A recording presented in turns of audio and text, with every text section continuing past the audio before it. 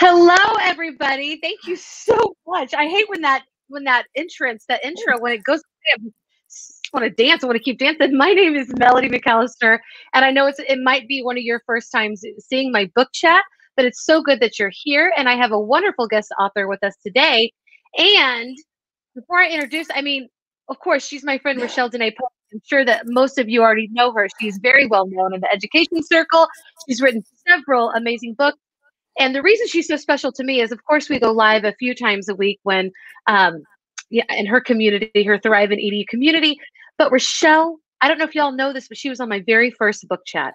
I said, hey, does anybody want to join me on an episode? I'm doing this crazy thing. I want to talk about what it's like to be a writer. And Rachelle was like, yeah. So she was on my first episode. And then a few months ago, we got to talk about her unconventional ways to thrive in EDU, which actually is very connected to the book we're going to talk about today. But yeah, so this is her third time. You might be like my most visited guest. I don't know. I'll have to figure that out. How are you doing? A little bit about you. Yeah. What'd you say? Tell a little bit about me. You covered all the bases. Yeah. And I have to say, I loved seeing all of your book chat, like the intro, and I love the music, but I was waiting to see the lips like we see on Mondays and Fridays. And it wasn't there. So thank you for having me on yet again. I don't think I remember realize it. I was on the first one, but that was with, it wasn't just me. So that was good. There were a couple of us on, and I don't know how long ago that was that we did the one for unconventional, but gosh, I don't even want to think. It's probably September, August. I think it might've been the summer, which feels like a year ago. So thank you for having me on again to talk tonight. No, I'm so glad. Thank you for joining me. It's such a wonderful time always whenever I get to spend time with you, whether it's in person or virtually. And I just want to thank everybody for tuning in. It is such an honor for you to tune in tonight. And I do this every Wednesday. I have a new guest author. So anyway, let's talk about and wait, we are actually doing this across our country. Like I'm in Alaska and you're in Pennsylvania.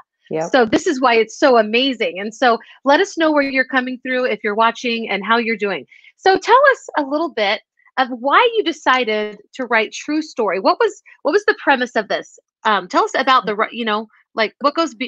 what's behind this.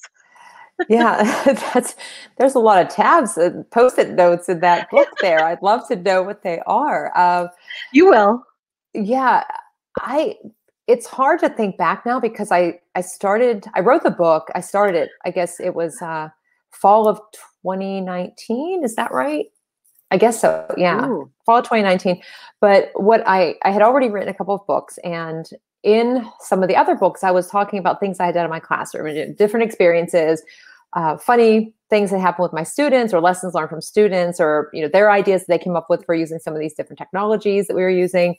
And then I thought, gosh, over the years, there are so many stories of things that happened in my classroom that were funny things, or they became like our class story, or there were moments where I kind of lost my cool and yelled, or just, everything in between. And so I started to make a list of all of the different stories and memories that I had, because from each of them, I started to realize oh yeah, that was a lesson for this, or that's a way that I connected with this student, or this is the way my students felt connected to one another. And I ended up it was on notebook paper first, but then I thought, I'm going to lose this. And so then I started putting it into a document. And I remember probably about a year and a half ago now, or close to it, when I was working on it, some of the students in one of my Spanish classes knew that I had written a couple of books, and they're like, how come we're not in any of your books? And I said, what makes you think that you're not in any of my books? And they're like, really? And they said, are we? And I said, well, not by name or anything. I said, but just different experiences and so forth. And they said, no, we don't believe you. So I showed them the list that I had, because I printed it out. It was a Google document. And they were laughing because it didn't say by name, but it was just like, whatever, like the candy, there's in the book, there's like the candy and the bobblehead, right? So there's these different stories. Mm-hmm. And they said, oh, we know who that was. And I said, yeah, but I'm not, if I put it into the book, I'm not going to, hey, thanks for joining. I said, I'm not going to say by name. It's just, what was the lesson from it? So that was part of it. And then the title came to me just because I remember telling certain stories over the years where I would tell somebody, whether it was a teacher, a friend, family, they'd be like, no, that's not true. There's no way that happened. I would say, seriously, it's a true story. Like that actually happened. And it's one of those that's kind of like unbelievable. And so whenever I signed for this book and the other one that'll be coming out later this year, The Things I Wish ... knew, I was trying to kind of come up with like, what could I write about? But I didn't want it to be just about me. And so the true story came to be part of it. And then I started to get some different stories from, educators sharing, but I really didn't know how I was going to put it all together. And so thinking back, there were a lot of other stories that happened along the way that I added in there, but it helped me to really reflect on like when I started teaching, the challenges that I had, and some of the things that I forgot about along the way. Or later on, we've had students come back, or we've all had students come back and say, oh, I remember that we did this in class, or, I'm so thankful that you did this. And for years, I never had that happen. And then in the last 5 or 6 years, I've had some students come back and say something that they experienced while they were in the school, in our classroom. And, like, you just never know. And so a lot of the lessons I try to think like, yeah, I was so mad, but what lesson did I learn from that? And that's what I put into the book. And it's not just me, it's about like all of the kids. So I asked people to submit stories to one of the books and just said, what's a story that you've told that people really don't believe? Or what is something that a kid taught you, whether it's a good lesson, bad lesson, something funny that you can share. And that's it. That was a really long answer. So I'm gonna stop talking now. So. Oh no, it's great. I love it. And I love how you incorporated the notebook paper in there. And if you can see the book behind you with the cat on it, like all of these books are, they are connected, and they're connected kind of visually, but they're also connected how you made the book, like instead of chapters, you broke it up into themes, into the Thrive theme. And I just thought that was really clever. And that's what you stand for. And it's kind of something that you just started and then you embodied it completely. And I love that you stand for that. And we'll talk about what Thrive means in just a second. But I also wanted to talk about your vulnerability, because when you read this story, you're very like vulnerable. You talk about like how you've changed as an educator. And I enjoyed reading this story about the 5 girls that were in your Spanish class, that you like made this special Spanish class, and it kind of transformed you.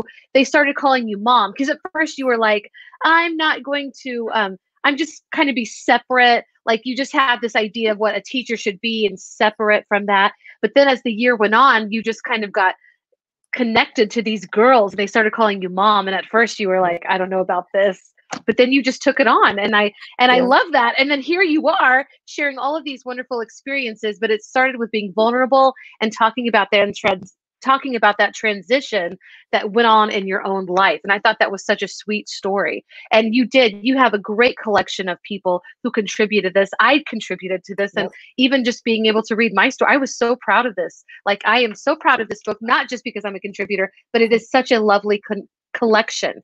And everybody who did, they really shared their hearts. Do you have, I hate to ask this, do you have a favorite story in here? Oh, that's, it's hard to pick favorites. There are so many. I mean, I have a paper on my wall over here that has a list of everybody who shared a story, people who contributed, the sketch notes, who worked on the cover. And when I go through, I look at the names, I remember all the stories.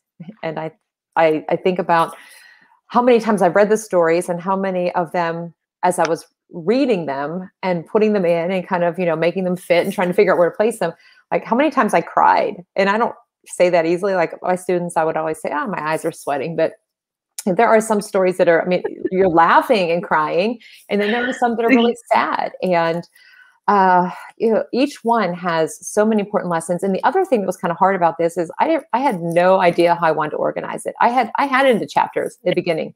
I had themes of chapters, and then I scrapped that. And then I'm like, I don't know what I'm going to put into it. And then I decided to go with the theme of Thrive. And then I went back and read all the stories again. And I tried to think about which story, like each story, what theme I thought it connected with the most. And so many of them connected with more than one theme. I'm like, well, I'm not sure how this is going to work, but I don't know if I can pick. I loved your story because it resonated with me because of like my bobblehead, because something got broken in my classroom. But at the end of the day, what really matters is it the materials and things that we buy, or is it the relationships and that support we provide for students? And so reading your story, I remember I was walking in the neighborhood when I was reading it because you sent it to me, and I thought, oh my gosh, I've experienced this so many times where I got upset because something got broken the bobblehead, which has been a great running joke for like 4 years now. And those students will be, some of them are like, you seriously put that in the book? I'm like, yeah, because it's a lesson that I learned about, should I care that my Don Quixote bobblehead got broken? Yes, because we can't have nice things all of the time. I say that every single day, a couple of times. Something drops, something, I'm like, that's why we can't have nice things all the time. And I don't have, I think I only have a few of those students still in class. And some of them are still in our school. But, anytime I say that, they just laugh, or they'll come in and they'll say, hey, where's the Don Quixote bobblehead? I'm like, safe over there behind my desk where nobody can reach the bobblehead.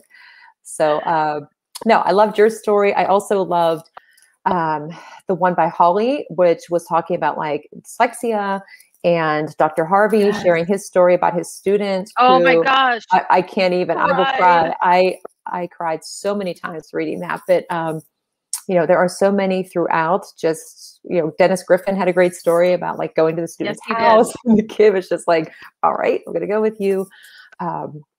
Worrying about, the students, and do they have food? Do they have clothes? And sometimes like we're in there, we're set. And I was like this, I got to teach, I got to do these things, and not seeing like the student and what they need. It was just like, I have to cover verbs today. Okay, that's nice, but what else matters? And so reading through these stories, and it gave me kind of a chance to stop and really think about how I've been in the past year too, as I've put the book together and learned from the different perspectives of people. And no, I enjoyed it. It's a lot of work to take and get other people's stories. And then, I did a lot of my own writing, but I wanted to share enough of other educators. So I kept asking for more and more. I'm like, anybody else have a story you want to share?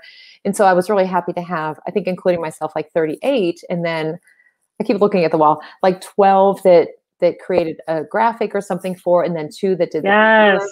But so the next book is actually, I think I'm up to 58 people in that one. And holy moly. It's way less me, more everybody else. So I love sharing stories.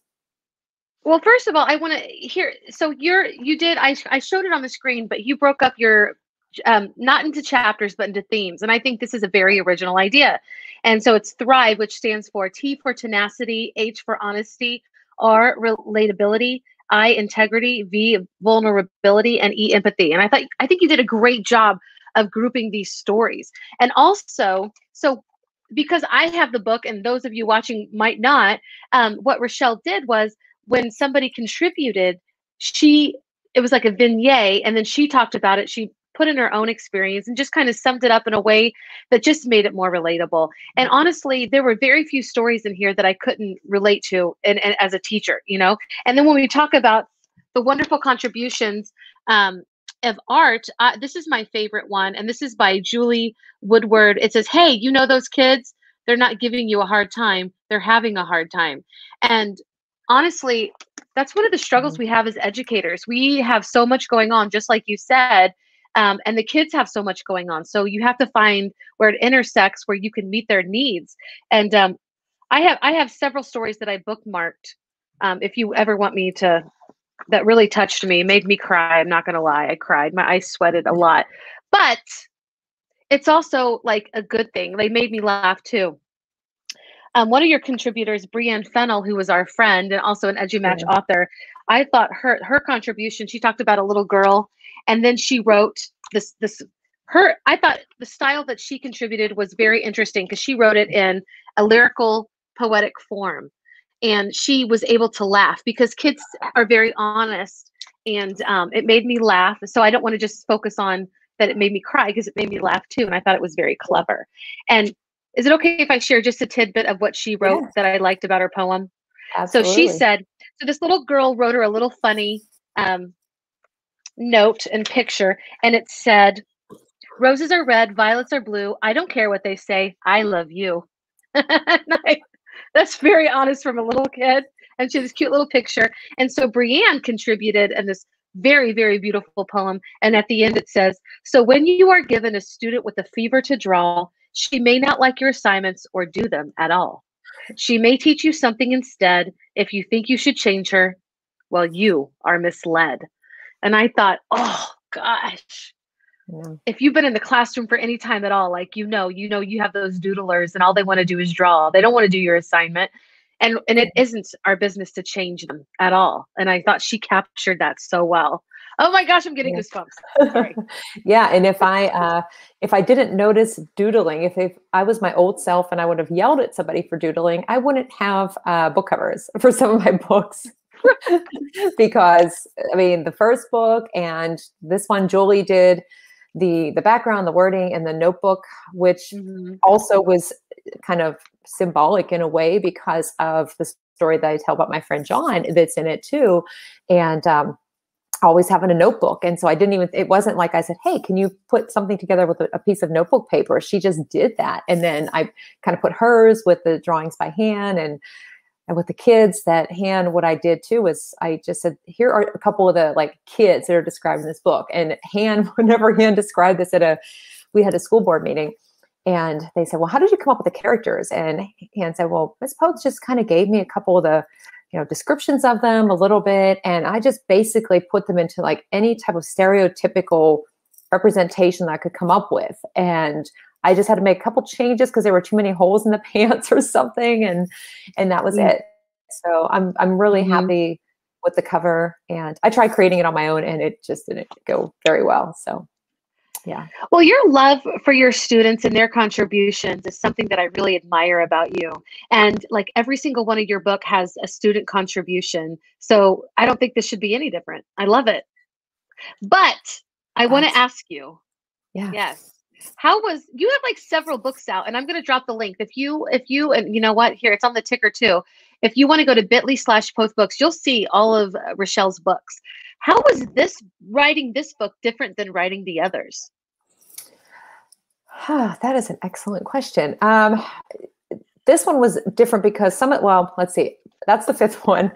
And the first one was not about like technology or anything. It's just about the relationships and teaching and stories. And then this one also was about the stories, but it was definitely a book where I shared a lot more. And like you said, being vulnerable, which 15 years ago, I mean, I would never say that, but the things that I say now and own up to now, it's like, what do I got to lose? I know that I needed to change. I just wish I would have known it back then, and I didn't. And so every day I try to think about, what are my actions? How am I interacting with students? What am I focusing on? And there are some days I need to pick up that book and read it and snap myself back in to think like, okay, Rachelle, don't worry about not covering all of these things today. Are the kids okay? Checking in on them. But with these stories and putting this together, it was definitely personal because all of the people that shared these stories, I mean, they were being vulnerable and sharing them too, and admitting if they had made a mistake or something that they had missed along the way, or just opening up, like Dr. Harvey's story. I mean, that is a deeply personal, emotional experience that he shared, but one that has such a powerful message. And I'm so thankful that people were willing to just, here's my story. You can share it with everybody else. And the support that I've gotten from that has been awesome. But putting it together, taking that risk with not having chapters, and hoping that I had enough different stories that, anybody who reads it, that something would resonate with them. It doesn't matter, even if you're not in education. I mean, the stories that are in here, I think, just help you to think about how we interact with people in general, like our daily interactions, the moments that we have, our responses to things, especially at a time like now where things are stressful. I mean, we're anxious, we're frustrated, we're up and down all over the place. And it's hard sometimes to kind of get out of that and think like, yeah, let me just focus on something right now. Like what matters, like forget about all the other stuff and take the moments to just appreciate what we have, or check in with people and make sure that they're doing okay. And those are things that I definitely need to be better at. I try, but sometimes, we were talking before we went live. It's like, oh my gosh, I have so many things to do. Like, okay, just stop. But I don't know. But putting this book together, it was a little bit stressful only because I wanted to do everybody's story justice. I wanted to make sure that I had the story in there the way that they would want it, that I put it into a place in the book where it fit, that other people would, read it and take something away from it. And I don't know what else I could say about it, but it did have a personal connection just because the true story. And then my friend John that I write about in there, which that wasn't the original thing, but I would always say true story. And it wasn't until after he passed away that I would catch myself and I'm like, oh my gosh, like I've been saying that. And I wonder, you wonder, you're like, where did I pick that up saying that? Was it because he would always go, seriously, that's true story. Like this really just happened. You're like, get out of here. No, it didn't happen. And did that become, you pick up these things from your friends, their habits, their mannerisms, their words. So I don't know. That was just kind of a rambling answer. So the book is not a rambling. No, never. I loved, Dr. Harvey's story because, it was very special. And if you would like to pick up this book, you can actually get an autographed copy for a reduced price right now if you go to bit.ly/bookorderpoth. And I hope you'll take up this offer because number one, hey, it's a discount. I never pay full price for anything, right? No, but actually, this book, it's so endearing because it's so honest. I think that people outside of education could get a lot out of reading this. I think that a teacher that is preparing to go into the classroom for the first time would get a lot out of this. I think a veteran teacher who was in the midst of teaching in a pandemic would get a lot out of this because every contribution is from such an honest place. And yes, we make mistakes. We know as educators, we are not perfect. We know as human beings, we are not perfect. But here's the thing, those of us that contributed and those of us probably watching, we learn from it, we reflect on it, and we do better. And we take that lesson because it is impacting, and that's just humanity. That's how we grow. I want to share a story by Melissa Hayes, who was a mutual friend, but I met her through you not too long ago. Yeah. She writes about being a teacher mom. Her daughter has Down syndrome, and she talks. It comes from a place. I'm sorry when I get caught up in my words. It's usually because I'm excited. So she comes from a place as an educator and as a concerned parent who thinks, what is my place to advocate for my child, but also let my child navigate her own direction. And she writes about how her daughter, who was often separated several different times and growing up in the public school, how Melissa came back and helped her daughter to be noticed and how to take charge. This was such a beautiful story. And then she writes, these lessons are from the heart. And she's talking about her daughter's heart. And what's so ironic is that I expected the teachers to teach Abby all about empathy, kindness, and acceptance. But in reality, she is teaching all of us. Mm-hmm. And what is so wonderful about your book, it's like, this is not a how-to.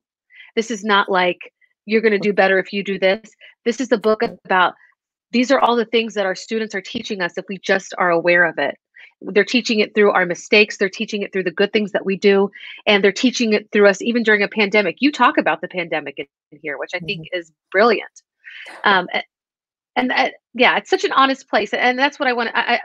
These stories are absolutely so vulnerable and honest. And then here we have another one. This one made me cry, from Jess Boyce. Mm-hmm. She talks about, we've all been so frustrated by those students that we have tried for so long to break through. And she talks about how she was at her wit's end and she finally raised her voice back with this student, and the student yelled, "But I'm hungry." Mm-hmm. God, how many of us have felt that? Like, that is where it's coming from. That, right. I seriously cried. I cried on that. Yep. Dawn, thank you so much for joining. She says, love you both and all that you bring to this space. Can't wait to read your book, Rachelle. Yes, it is amazing. Thank you, Dawn. Thanks, Dawn. Can't wait to read your book also. But yes, this is such a worthy read. And almost like all of your books, Rachelle, you don't have to read it from cover to cover. Like, you could open up. Like, this is kind of what I do with the Bible. Just open it up, boom, and what am I reading? It's really a good read. And that's not intentional. Like, I don't know how that happens. That, there's no spoilers really. So like, if you read the end of it, it's not going to give you the whole picture of the whole book and any of the books. But I don't know. I think at least with this book too, under those themes, maybe if you're like looking for, honesty or whatever the theme is, and read those, who knows, or just do what you did, just pick a page and read the story there.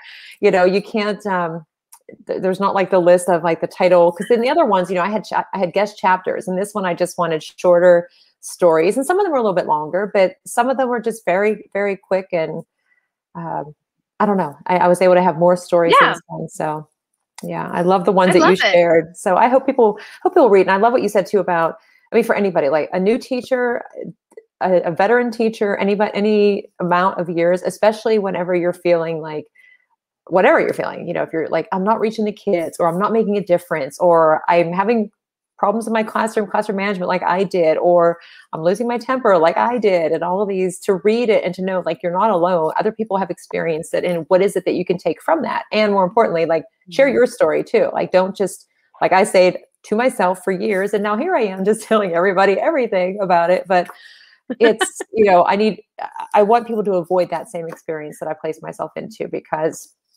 but I was afraid of being vulnerable. And right now I'm just like, you know, you have to be, because if we're not, like, the kids look to us.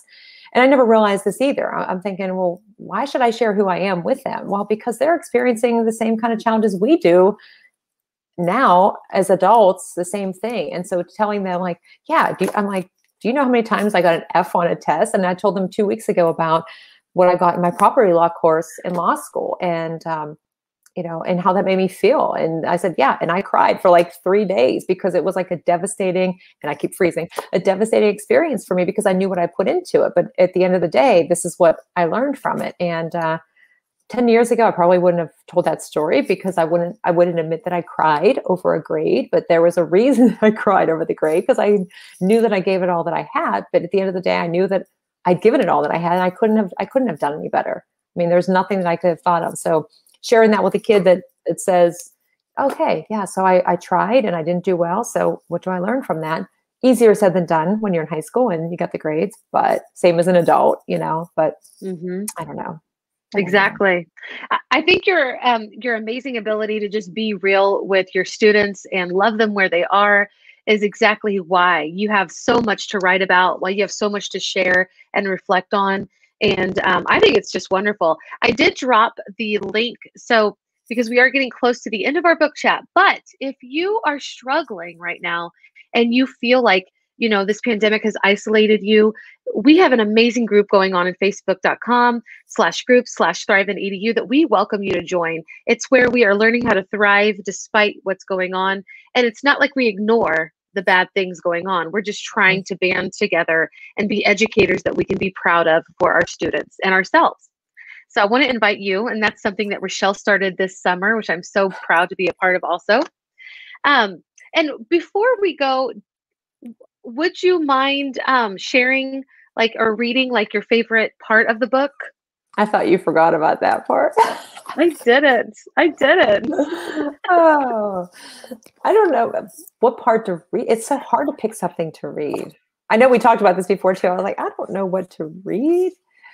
I said, if you don't know, I'll tell you, because I know. I know. Yeah. No, I think you actually covered all of it. I don't think I need to read anything. You read some, so I'm gonna read some if you're not going to. First of all, I want to just show you.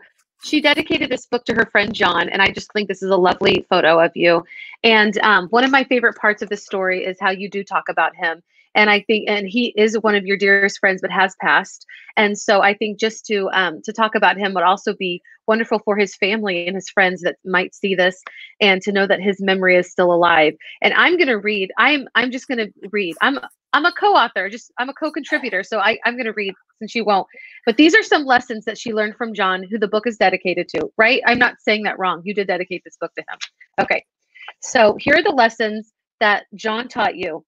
And I think this is a great way to end. You never know who is going to become a big part of your life in the future. So that means you need to be intentional about being kind to others today. Kindness matters, moments matter. We don't know what the future holds years from now. So now, let alone on a day-to-day basis. Moments in time are not guaranteed. In life, there are no guarantees. We may think we'll have the next chance, we'll talk another day, or we'll get together soon, but we just don't know. The only guarantee, the only thing that we can try to control is what we are doing today, this moment right now. We need to live for that moment. And I just think that is a wonderful message to share and to end. And again, you don't have to be alone. Please join us in our Facebook community. And we want to give, and before I do also want to give a special thanks to the Alice Keeler community. She is letting us be on her YouTube and part of that. So thank you, Alice. And if you have any final thoughts, do you want to share before we go? No, thank you for reading that. Yeah, it was after when I was putting it together, and I was thinking, like I said, about the true story and about that one kid, and I tell the story about John in there just because I realized like he was that one kid and how I was so wrong about him. And like I didn't know him in high school, but we ended up planning high school reunions together somehow for I don't know how many years, and it was just there were shenanigans. That's why some of the pictures are in the book, and I always had to bring a notebook, which is symbolic of the notebook paper on the cover, but yeah, it's been almost 2 years, and you know, he was an educator. He was a friend to everybody. Probably drove everybody crazy at time again, like we all do. But just what an impact he had on so many people, and so I just thought, just going to write about it. It wasn't like I intended to do it. Just kind of ended up being that way, and I felt very strongly about including that in that message, and so that is a true story. Yeah. Whew, I got to keep drinking my water because I'm starting to get that tickle. Yeah. Yes. And so thank you. And I wish that I could have met him. You did a great job of making a tribute for his life. And I absolutely, it did make me cry. And I know it made you too. I'm sorry, I got you all teary. So thank you so much for joining us, Rachelle. And I hope that you'll tune in next week when I have another author, our dear friend, Lainey Rowell with Evolving Learner. So tune in for next week. And again, and also before we leave, I'm going to put this on one more time. You can actually get Rachelle's book tonight at a special price and signed if you go to bit.ly/bookorderpoth. You can get a signed copy of this wonderful book and at a special price. So thank you so much for doing that, Rachelle. I hope that you have a wonderful evening and that you continue to share everything that you're learning and reflecting on. Well, thank you. Bye, everybody. Bye.